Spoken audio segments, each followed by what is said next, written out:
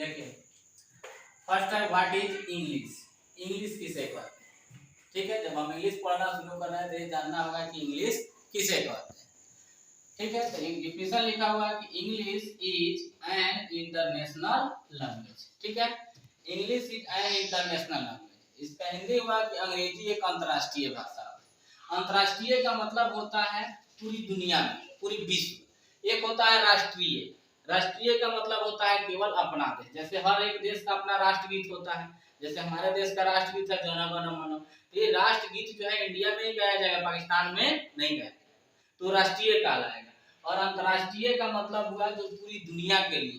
ठीक है ना, तो कह रहा है कि English is an international language. अंग्रेजी एक अंतर्राष्ट्रीय भाषा है, मतलब ये अंग्रेजी जो है पूरी दुनिया में बोली जाने वाली भाषा। सिंपल सी बात है। जैसे मान लीजिए अपने इंडिया का बच्चा अगर कोई चाइना में पढ़ने जाता है तो क्या चीनी भाषा में पढ़ेगा? किस भाषा में पढ़ेगा? इंग्लिश भाषा में पढ़ेगा। तो यानी वहां भी इंग्लिश चलता है। अगर हम रूस में जाते हैं तो क्या रशियन भाषा पढ़ेंगे? नहीं, वहां भी हम कौन सा भाषा पढ़ेंगे? इंग्लिश ही पढ़ेंगे। यानी कहने का मतलब है कि इंग्लिश क्या है? इंटरनेशनल लैंग्वेज, अंतर्राष्ट्रीय भाषा। पूरी दुनिया में आप कहीं भी जाएंगे तो आप इंग्लिश की जो है प्रयोग कर सकते हैं। जैसे आप यहाँ से बहुत सारे लोग जो है अमेरिका, सऊदी अरब, अलग अलग देशों में घूमने जाते हैं, तो क्या जितने देश में घूमने जाते हैं उतने देश का भाषा उनको मालूम रहता है? नहीं, वे किस भाषा का प्रयोग करते हैं? इंग्लिश का। ठीक है, इसलिए लिखा गया कि अंग्रेजी क्या है? एक अंतर्राष्ट्रीय भाषा। कह रहा है कि who is called father of English. अंग्रेजी का पिता किसे कहा जाता है? ठीक है, अब पिता का मतलब वो होता है नॉर्मल, जैसे एक होते हैं हमारे आपके पिता, जिनके द्वारा हमारा क्या हुआ है?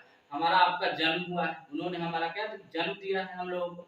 लेकिन यहाँ जो है पिता कहने का मतलब ये उन्होंने अंग्रेजी को जन्म नहीं दिया, बल्कि अंग्रेजी में उन्होंने अपना क्या निभाया? बहुत बड़ी भूमिका निभाई, इसलिए उनको क्या कहा जाता है? पिता कहा जाता है। ठीक है, तो कह रहा है कि who is called father of English. English का पिता किसे कहा जाता है? तो जॉफरी चौसर। ठीक है, Joffrey Chaucer is called father of English. यानी जॉफरी चौसर को अंग्रेजी का क्या कहा जाता है? पिता कहा। यानी जॉफरी चौसर जो थे इंग्लैंड के बहुत बड़े पोएट थे, बहुत बड़े क्या थे? कवि थे। ठीक है ना, उन्होंने अंग्रेजी को जो है बहुत ऊंचे स्तर तक पहुंचाया, इसलिए जॉफरी चौसर को अंग्रेजी का क्या कहते हैं? पिता। ठीक है, चलिए दूसरा है what is English grammar. English grammar किसे कहते हैं? आप हिंदी में पढ़े होइएगा व्याकरण किसे कहते हैं, वैसा ही इंग्लिश में है इंग्लिश ग्रामर किसे कहते हैं। तो English grammar is an art by which we can learn to read, write and speak English correctly. ठीक है, इसका हिंदी हुआ कि अंग्रेजी ग्रामर एक ऐसी कला है जिसके द्वारा हम शुद्ध अंग्रेजी पढ़ना, लिखना तथा बोलना सीखते हैं।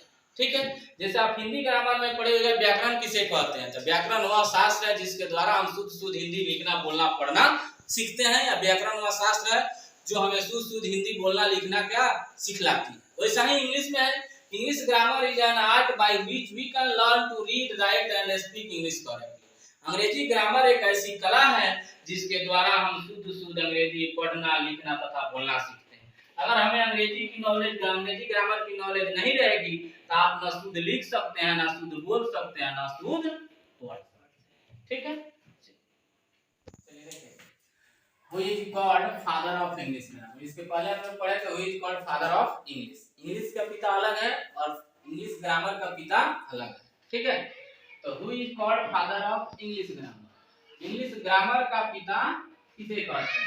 तो लिंडले मुर्रे। क्या बोलेंगे? Lindley Murray. Lindley Murray is called father of English grammar.